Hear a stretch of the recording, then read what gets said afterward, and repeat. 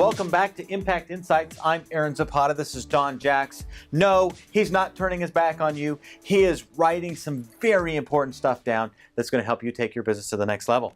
All right, 1, 2, 3, 4. If you are going to last in the real estate business, what's the phrase that you need to remember? If you list, you last. That's confusing. What does that mean? If you list, you last. Oh, if okay, you I get it this time. listings, Yes. If you list properties, Yes. you last in this business. Well, and that's very obvious why. I mean, it's very obvious to me why that is. Yes, share that with them. Your sign goes up in the yard and it sticks there for the duration of your listing. Yes. And others see it. How many of you can name your top buyer's agents in your town? You really can't unless you pull data. But you can name the top listing agents simply by driving around or talking to neighbors. Say, name top 3 realtors. They're only drawing memory from the signs. That's right. You list, you last, you need your signs in the yard. That's Here right. are 4 things you need to know so that you can dominate your farm, because as you can tell, we are big proponents of listing properties. That's you right. Control the market. It's awesome. These are the 4 things you need to know. Over 80% of all top producers have a farm of some kind or another, Absolutely. right? It's a must, a last. Number 1 in farming are some numbers you need to know. How many homes are in the farm? That's There the are first thing, right? 12 homes in my farm, Don. Your farm is too small, Aaron. I can't survive on 12 homes, You can't, because we're looking for a 5 to 6% turnover. which is not That's very like much. a half of a house every 3 years, but I'm not good at math. So let's say I have 500. Good. Awesome. Let's start with 500. 3 to 500. I think 500's the perfect starting point.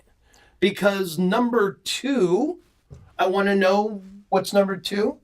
Turnover. Is that how many apple turnovers people eat per day in the farm? Turnover is representing the number of sales in the farm Right. in any given year. So if you have 500 properties in your farm and there are 50 sales in 1 year, what percentage of turnover is that? You take 50 divided by 500 equals, 10%. Right. Sign me up. we're looking for a farm that has at least 5 to 6% turnover. Right. Okay, so that means in this area, you're looking at 25 to 30 sales per year in this area. Right. Next. I want the last Oh. 1 to 3 years too of Oh, data, yes. right? I want to know what's been going on. And if you're an overachiever, why not know the last 10 or 20 years of trends going on in the farm? Yes. And if you're wondering why this is important, we're actually going to give that to you in just a second. Okay, are we? We are. We are. Tell them Fantastic. why it's important. How many are in your farm? What's the turnover? What's next, Aaron? What's the average sale price? Average sales price. You Why need to is know. that important? Well, you're door knocking and someone says, what are houses selling for in my neighborhood? Yes. You don't want to look stupid. Yes. And if you don't know the average sales price in your farm, that's probably someone else's farm and not yours. I hate to break it to you, it's probably not your farm. yeah, absolutely. If somebody else knows the numbers better than you, it's not your farm. Absolutely. Number 4. Who is your competition? If I am looking at a farm of 5 or 6%, if I'm looking at 30 to 50 homes and I find my competition is selling 20 out of the 30, is that a farm I want to dominate with my marketing, my phone calls, my time? I need to know who the competition is, and not because they're mailing postcards. Who are the listing agents that are causing properties to sell? Absolutely. And like he said, if your competition is one predominant agent, you're going to have a hard time breaking in. That's right. It doesn't mean you can't. That's right. Slay that dragon. Right. You I mean, bet. you could be number 1. That's right. I had the goal one time, let's be the number 1. Let's just outlast them. Let's outlist them. And I started to make the headway. It was That's awesome. right. Absolutely. You feel good about it. That's But right. it takes time and money That's right. and a lot more effort. Sure does. So, I want to give a bonus one. Okay. Out of the 4. Bonus number 5. What is your budget? Your budget is going to determine how you market to these people.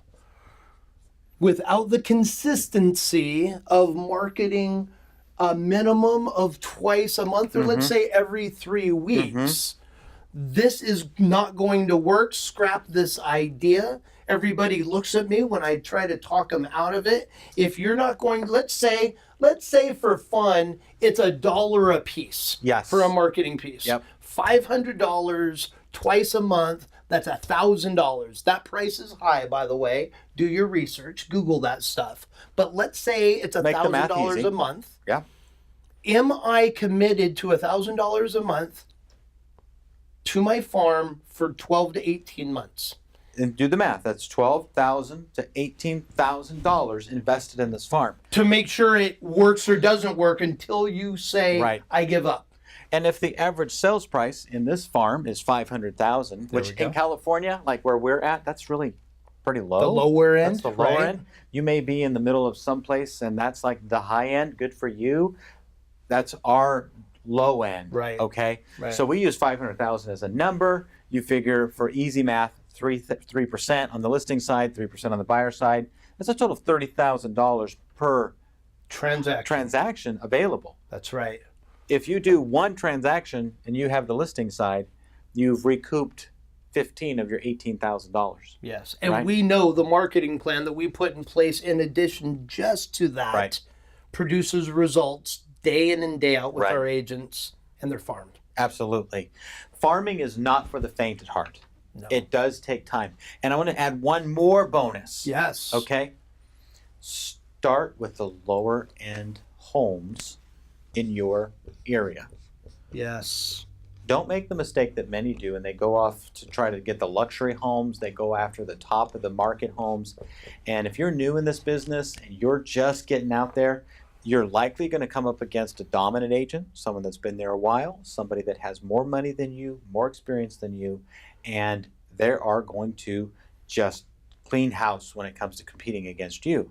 However, if you notice when you do the research, you'll find that a lot of the lower end home areas have no predominant agent That's right. because the agents don't want to go after it. They don't see it as worthy. That's right. And you will have a much faster inroad into those markets because you don't have a dominant agent. That's right. We just did this with some of our agents here at the office, right? That's right. And we were looking at some higher end homes, we were looking at lower end homes, and we had reevaluated the success that they were having.